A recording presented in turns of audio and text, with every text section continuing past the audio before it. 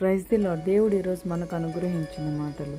దేవుడు నీ జీవితంలో నీకు చేసిన మేళ్లను, అద్భుతాలను నీవు అందరితో పంచుకుంటున్నావా? ముఖ్యంగా దేవుని ఎరుగని వారితో దేవుడు నీ జీవితంలో చేసిన గొప్ప కార్యాలను అందరికీ తెలియజేస్తూ నీ విశ్వాసాన్ని వారికి కనపరుస్తున్నావా? దేవుడు నీకు చేసిన మేళ్లను నీవే అనుభవిస్తూ ఎవరికి చెప్పలేని వ్యక్తిగా నీవు ఉంటే అది దేవునికి ఇష్టమైన జీవితం కాదని నీవు గుర్తెరగాలి. దేవుడు తన సారూప్యంలో మనల్ని సృజించాడు కనుక మనం కూడా ఆయనను పోలి నడుచుకోవాలి. అంతేకాని లోకంతో కలిసిపోయి లోకంలోని వాటికి ఆకర్షితులై కేవలం మేలుల కొరకు మాత్రమే దేవునికి దగ్గరగా రావడం ఎంత మాత్రం మంచిది కాదని తెలుసుకో.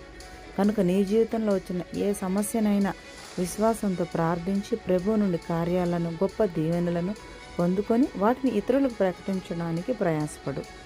తద్వారా నీవు అనేకులను ప్రభు కొరకు సంపాదించగలవు. అట్టి కృప దేవుడు మనందరికీ అనుగ్రహించునుగాక. ఆమేన్.